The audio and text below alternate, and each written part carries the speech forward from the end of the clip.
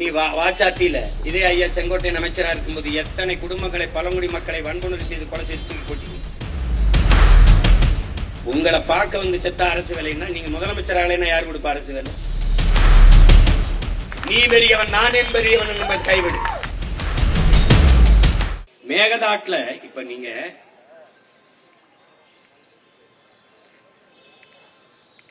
ராமநகராங்கிற மாவட்டத்துல கனகபுராங்கிற தாலுகால ஒண்டிக்கொண்டலு அப்படிங்கிற இடத்துல இதை கட்டுற இந்த மேகதாட்டு அணையை கட்டுறதுன்னு முடிவெடுக்கிறாங்க.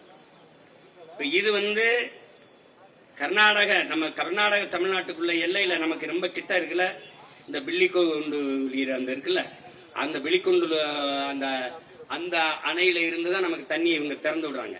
அதுல இருந்து சரியா 15 கிலோமீட்டர் மேல இந்த மேகதாட்டு அணையை கட்ட போறாங்க. இங்க பெங்களூர்ல இருந்து 90 கிலோமீட்டர் இருக்கு. தமிழ்நாட்டில இருந்து சரியா 4 கிலோமீட்டர் தூரத்துல தான் அந்த மேகதாட்டு அணையை கட்டப்படுறாங்க. ஏற்கனவே ஏகப்பட்ட சிக்கல்கள் இருக்கு. காவிரியில கர்நாடகாவில் இருக்க அந்த அணையிலிருந்தே நமக்கு நீரை தரல. இப்ப இருக்கிற இந்த மேகதாட்டு அணையை நிரம்பி நமக்கு தண்ணி வரணும்னா அதுல 67.16 டிஎம்சியை தேக்கிறதுன்னு அந்த முடிவெடுத்துதான் இந்த அணையை அவங்க கட்டுறாங்க. இப்ப நமக்கு அதை கட்டிட்டா சுத்தமாக நமக்கு தண்ணி வருவது நின்றும். எங்களுக்கே இல்ல, எங்க அணையே நிறையல, நாங்க என்ன செய்யறதுன்னு கர்நாடகா கையை விரிக்க ஆரம்பிக்கும். அப்படி வரும்போது நமக்கு சுத்தமாக நம்முடைய காவிரி டெல்டா படுகை மட்டுமல்ல, மொத்த தமிழ்நாடும் அதை நம்பி இருக்கிற இந்த காவிரி கூட்டுக்குடிநீர் திட்டத்தை நம்பி இருக்கிற நாம் தாகத்துக்கு தவிச்சு போய் நிற்போம். ரொம்ப கஷ்டமாயிரும். அப்ப என்ன பண்ணுவோம்? நிலத்தடி நீரை தேடுவோம். அப்ப 1000 அடிக்கு கீழே நம்ம ஆழ்குழாயை போட்டு உறிஞ்ச தொடங்கும் போது கடல் நீர் மட்டத்திற்கு குழாய் போகிற போது கடல் நீர் உள்ளே வந்து நிலம் எங்கும் உப்பு நீராக மாறும். அந்த உப்பு நீர் வெளியேறுகிற போது நிலம் உப்பளமாக மாறும். ஒன்றத்திற்கும் பயன்படாது.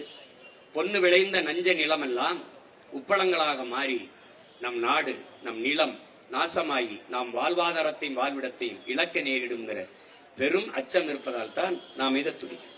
இதற்கு என்னென்ன வழி? ஒருவேளை தரல, இப்ப நம்மகிட்ட அதிகாரம் வந்துருச்சு. ஒரு ஆண்டுக்கு 950 மில்லிமீட்டர் நமக்கு மழை பெய்யும். அதிக மழைப்பொழிவை பெறுகிற மாநிலங்கள்ல அது 4000 டிஎம்சி நமக்கு வரும். 1500 நம்ம பயன்படுத்துறோம். மீதி 500 சும்மா தேவையில்லாம அங்கங்க என்ன சொல்றது வீணடிச்சிடும். மீதி 2000 டிஎம்சி தண்ணீரை கடல்ல கலக்க விட்டுரும். இந்த 2000 டிஎம்சி தண்ணீர் இல்ல, ஒரு 500,000 டிஎம்சியை சேமிக்க, ஒரு 500 டிஎம்சியை சேமிக்க நாம வேலை திட்டத்தை தொடங்கணும். போர்க்கால நடவடிக்கைகள் தொடங்கணும். உதாரணமா எப்படின்னு செய்த அப்படின்னா, இதே தர்மபுரியில ராசி மணல்ல அந்த அணையை கட்டுவதற்கு, நீர்மின் நிலையம் அமைத்துக் கொள்வதற்கும் அணையை கட்டுவதற்கும் அருமையான வாய்ப்புள்ள பாருங்க. அணை எங்க கட்டணும்னு சொல்றான் நீர்த்தேக்கத்தை, அது புறநானூறு எப்படி பாடுதுன்னா, 2 மலைகளுக்கு இடையிலே இருக்கிற அந்த தாழ்விடத்துல ஒரு பிறை வடிவம் போல கட்டணும். எப்போ புறநானூறு பாடுது. அப்படிதான் நம்ம கட்டியிருக்கணும். அப்படிதான் ஆலியார்ல கட்டப்பட்டிருக்கு. அப்படித்தான் அமராவதி. இப்படி பல அணைகளை நம்முடைய தாத்தன் காமராஜர் அப்படித்தான் கட்டி கொண்டு வந்தார். அந்த மாதிரி அங்க ராசி மணல்ல கட்ட முடியும். வேளாண் பெருங்குடி மக்கள் நிறைய அதை மனு கொடுத்து இது பண்றாங்க. பிறகு அதே தர்மபுரியில நெருப்பூர்ல அணையை கட்டலாம். அங்கே நீர்மின் நிலையமும் அமைத்துக் கொள்ளலாம். அங்க கட்ட முடியும். இங்கே பாண்டியார் பொன்னம்பலால 6 மாவட்டத்தை கேரளாவை அது வளப்படுத்தி கொண்டிருக்கு. அதிகப்படியான வெள்ளப்பெருக்கு ஓடி கேரளாவை அந்த இடத்துல இந்திரா காந்தி அம்மையார் காலத்திலே ஒரு அணையை கட்ட அடிக்கல் நாட்டினார்கள். கேரள மக்கள் போராடினார்கள். அந்த திட்டத்தை இந்திரா காந்தி அவர்கள் கைவிட்டார்கள். அதே காரணம்தான். என்ன காரணம்? கேரளாவை ஆளுகிற உயரத்தில் காங்கிரஸ் இருந்தது. தமிழ்நாட்டில் இணை சக்தியாக இருந்தது. ஆளுகிற இடத்தை கைவிட்டு விட வேண்டாம் என்று அந்த திட்டத்தை கைவிட்டார்கள். இதை போராடி பெறாமல் அந்த பாண்டியார் பொன்னம்பலா திட்டம் அப்படி இருக்கு. அங்க அணையை கட்டினால் நமக்கு போதுமான அளவிற்கு நீரை தேக்கிக் கொள்ள முடியும். பரந்தூரிலே 5000 ஏக்கரில் ஏர்போர்ட் கட்டுவதற்கு பதிலாக உங்கள் பிள்ளைகள் நாங்கள் ஏறி வெட்ட போகிறோம், நிலத்தை கொடுங்கள் என்றால் என் பெற்றோர்கள் என் தாய்மார்கள் மறுக்காமல் தருவார். 2000 ஏக்கரில் சிப்காடு தொழிற்சாலைக்கு நிலம் கேட்கிற இவர்கள் இல்லையே ஆத்தா 2000 ஏக்கரில் உன் மகன் ஏரியை வெட்டுகிறேன் என்று கேட்டால் என் மக்கள் கொடுப்பார்கள். இதெல்லாம் வந்தால் நமக்கு நீரின் தேவையில் தன்னிறைவு அடைய முடியும். அதற்கான திட்டம், அதற்கான நோக்கம், அதற்கான கனவு, ஒரு தொலைநோக்கு இந்த ஆட்சியாளர்களிடத்தில் இல்லை. காவிரி நதிநீர் சிக்கல் இருக்கிற வரைதான் இங்கே அரசியல் செய்ய முடியும். கச்சத்தீவு மீட்கப்படாத வரைதான் அங்கே அரசியல் செய்ய முடியும். இந்த பிரச்சனைகள் இருந்து கொண்டே இருக்கிற வரைதான் தமிழர் நிலத்திலே அரசியல் செய்ய முடியும். அவனுக்கு அந்த பிரச்சனை இருக்கு வரைதான் அங்கே கர்நாடகாவில் அரசியல் செய்ய முடியும். இதனால் நம் உயிர் உரிமையில் இழிவான அரசியலை செய்து பதவிக்காக இதை செய்து நம்மளை பாதிக்க வைக்கிறார்கள் என்பதை பைந்தமிழ் செல்வங்கள், என் அன்பு பிள்ளைகள் அறிந்து கொள்ள வேண்டும். இந்த நிலையில் நாம் விழித்துக் கொள்ளவில்லை என்றால் இருக்கிற நிறைய உரிமைகளை இழந்துடும். நம்ம முன்னோர்கள் செய்த வரலாற்று பிழை. குடகு அங்க என்னது, காவிரி உற்பத்தியாகி வருகிற அந்த ஓடி வருகிற குடகுல வாழுகிற மக்கள் 90 விழுக்காடு தமிழர்கள். மாநிலங்கள் எல்லை பிரிக்கிற போது குடகில் வாழ்ந்த மக்கள் தமிழ்நாட்டோடு இருக்கிறோம் என்று போராடினார்கள். 2 மாதத்திற்கு மேலாக தமிழ்நாட்டோடு தான் நாங்கள் இருப்போம் என்று போராடினார். அந்த நேரத்தில் தமிழ்நாட்டோடு இணைத்து விடுங்கள் என்றால் இணைத்திருப்பார்கள். அந்த நேரத்தில் இல்லை நீங்க அங்கே போங்க என்று சொன்ன நம்ம முன்னோர்களின் வரலாற்று தவறு இன்றவன் வாரிசுகள் இப்படி நிற்கும். அதே மாதிரி இடுக்கி மாவட்ட தேவையோடு பீர்மேடு தேவிகுளம் உள்ளிட்ட அந்த இடுக்கி மாவட்டத்தை கேரளாவுக்கு தாரை வார்த்து கொடுக்காமல் இருந்திருந்தால் முல்லை பேரியாற்றணை தமிழன் இருந்திருக்கும், காவிரி நம்மட்டு இருந்திருக்கும். இன்னைக்கு ஒரு வயல்ட்டு இல்லாம உலகத்தில் வளம் கொளிக்கிற செல்வ செழிப்பான நாடாக தமிழர் நாடு இருந்திருக்கும். நம்ம முன்னோர்கள் செய்த வரலாற்று பிழை. இப்ப அதையே பேசிக் கொண்டிருக்க முடியாது. இருப்பதையாவது காத்து இன்னொரு தலைமுறைக்கு பாதுகாப்பாக கொடுத்து விட்டு போக வேண்டும் என்பதற்காகத்தான் இங்கே எல்லோரும் கூடியிருக்கும். என்னுடைய ரத்தம் சொன்னது போல நான் பெரியவன் நீ பெரியவன் அல்ல. தலைவர் சொன்னதுதான் நம் உயிர் தலைவன் மேதக பிறையன். நீ பெரியவன் நான் என் பெரியவன் என்பதை கைவிடு.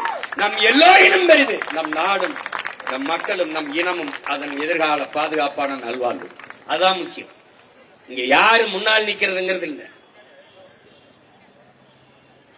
எல்லாரும் ஒன்னா நிப்போம்.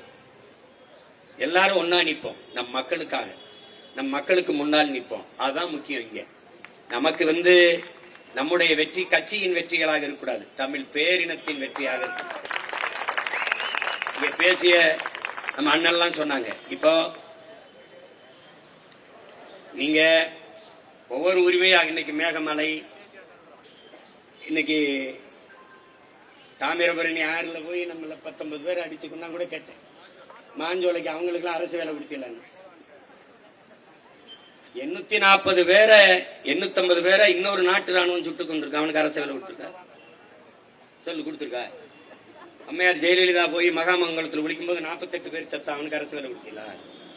இங்க இந்திய ராணுவம் விண்வெளியில சாகசம் நடந்துச்சு கடற்கரையில, 15 பேர் நசுங்கி செத்தான். அவனுக்கு அரசு வேலை கொடுத்தியா? நாட்டின் பாதுகாப்புக்கு போய் ராணுவத்துல செத்து விழுறான்ல, அவன் குடும்பத்துக்கு அரசு வேலை கொடுக்கல. நீ வாச்சாத்தியில இதே ஐயா செங்கோட்டையன் அமைச்சரா இருக்கும்போது எத்தனை குடும்பங்களை, பழங்குடி மக்களை வன்புணர்வு செய்து கொலை செய்து தூக்கி போட்டீங்க. அவங்களுக்கு ஏதாவது நீங்க அரசு வேலை கொடுத்தீங்களா? உங்களை பார்க்க செத்த அரசு வேலைன்னா நீங்க முதலமைச்சராகலைன்னா யாரு கொடுப்பா அரசு வேலை? இப்ப நீங்க பாதிக்கப்பட்ட ஏழை விதவை பெண்களுக்கு ஆடு கொடுக்கிறோம், மாடு கொடுக்கிறோம், செம்மறி ஆடு கொடுக்கிறோம். அது மாதிரி அந்த குடும்பங்களுக்கு 10 ஆடு கூட கொடுங்க, 2 மாடு கூட கொடுங்க. நாங்க வேணாம்னு சொன்னா கேளுங்க. இதனால மாஞ்சோலை தோட்ட தொழிலாளர்கள் சிக்கலும் சரி, இன்னைக்கு மேகமலையில மலையிலிருந்து கூடி வெளியேற்ற 5000 மக்களுக்குமான சிக்கலும் சரி தீர்க்கப்படும். நீங்க நம்பிக்கையோடு இருங்க. தமிழர்கள் எல்லாம் ஒன்றிணைந்து ஒன்றாக நின்றால் நம் வாழ்வு பொன்னாகும், இல்லையேல் மண்ணாகும். இன்றைக்கு தொடங்கி இருக்கிற இந்த புரட்சிகர அரசியல் பயணம் புதிய ஒரு தமிழகத்தை உருவாக்கும் என்ற நம்பிக்கையோடு ஒரு புரட்சிகர அரசியலை முன்னிறுத்தி எல்லோரும் போராடி நம் உரிமையை மீட்போம், காப்போம். உங்கள் அனைவருக்கும் எனது புரட்சிகரமான வாழ்த்துக்களும் வணக்கமும். நன்றி. நாம் தமிழ்.